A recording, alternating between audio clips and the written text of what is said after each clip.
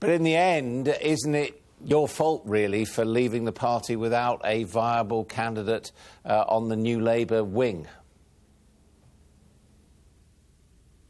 No, we have a candidate on the New Labour wing, so to speak, which is Liz Kendall. But I think part of the process you see going on here is a debate about the party's future. And what I would say to the wider electorate, to your viewers, is, OK, you are seeing a Labour Party having a vigorous and fraught debate, but I think what that illustrates is that we take the result of the general election seriously. We're taking notice of it. But, of course, there's disagreement about how we respond to it. And what I would actually say to people who will be voting in the contest, Labour supporters and Labour voters, is, look, we're a broad church, and that's one of our strengths. But we're not just electing a leader here. We're actually electing somebody to be the next Labour Prime Minister.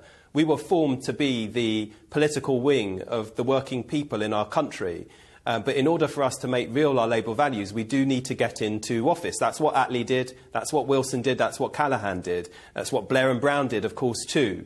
We need to do that again if we're actually going to be able to make our values real for people. Yeah, but the point is that Labour has thrown this leadership contest open to a general electorate who can pay £3 to vote. And, frankly, if you look at the four candidates, the only one with sort of leadership and star quality is, in fact, Mr Corbyn. And you perhaps would have done that had you not got into the race. Perhaps Tristram Hunt would have had star quality. But you've left a campaign without any star quality, standing up for what you believe in. Well, look, this isn't like Pop Idol. It's not some kind of celebrity contest. This is about the ideas that will enable us to ensure that everybody's got a stake in the future. And globalisation, Adam, which has lifted hundreds of millions of people out of poverty and destitution in the emerging markets like India, Africa, China, is about how we ensure globalisation also works for everyday people in our country too. Now, I mean, I've been very clear about the reasons that I pulled out of the contest. I was, very aware and not naive about the kind of media attention I would receive, but I didn't really want to put my family and my loved ones through what they were going through in terms of the media attention they were attracting. And I also just didn't feel that it was the right time for me. I thought it was too soon, and I thought it was better to be honest about that. Now, some people could say, well, why didn't you put the party first? But I actually chose to put my family and my loved ones first. No, I understand that, but some people would say, if you felt like that, why did you get in the race in the first place and block out others?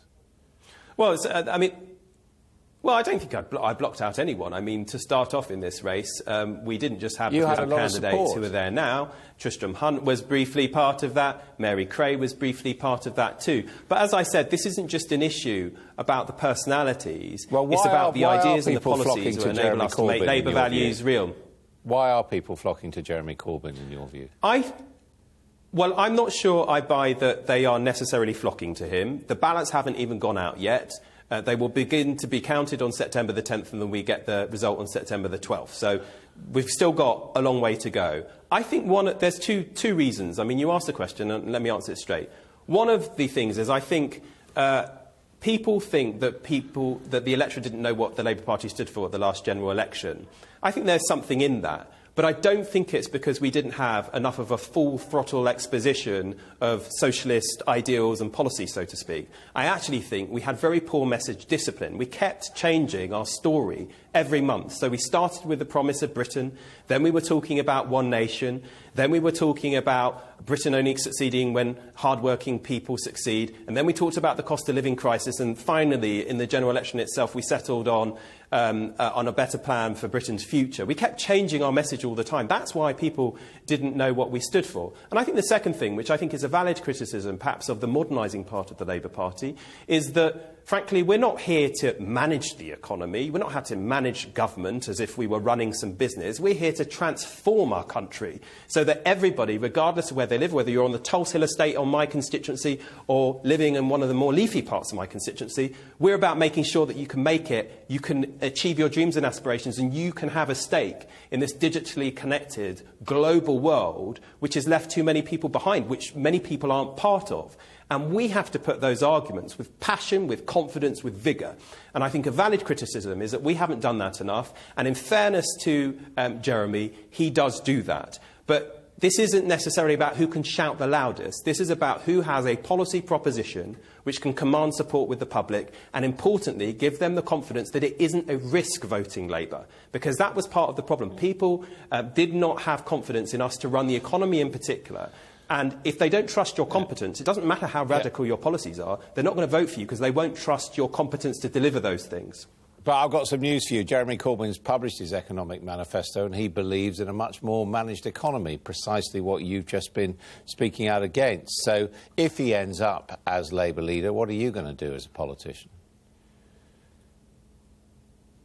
Well, I've already said earlier today I'd find it very difficult indeed to serve in a shadow cabinet led by Jeremy. I've got nothing against him personally, but I think there's far too much of I've been on the record about my views on how we recover our economic competence, and he is sitting in a different place to me.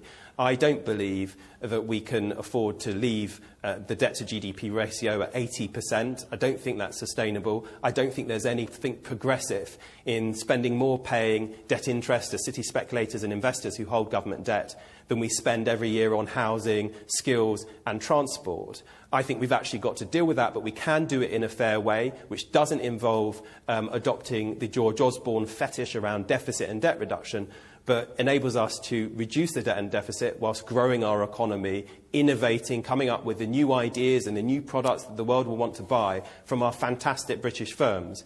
I think he sits in a very different place to me on that, and that's so fundamental to the party's policy offer that I just cannot see how I would be able to serve in his shadow cabinet. But of course, if he is elected leader, I will respect the result. It's completely up to him who he would want to serve in any shadow cabinet. Who's to say he'd even ask me? But that is an issue for when and if we get a result that delivers Jeremy as the leader. One thing I'm very clear about, and a message I want to send to those voting, there are no free hits. You cannot game this system. If you want somebody other than Jeremy as the leader, who you believe the public will vote for as our Prime Minister, whether it's Andy, Yvette or Liz, then you have got to give them your first preference. Because if you don't do that, you may end up with a leader that you don't want, and with whom I don't see how we can get back into office. And frankly, we all want the same things in our party. We want a fairer, more equal Britain. But we cannot do that unless we meet people where they're at, translate our Labour values into a more modern setting, and ensure that they have confidence to vote for us. And they don't see it as a risk, but they see it as an opportunity in a way that we can prosper and build a more fair and equal Britain.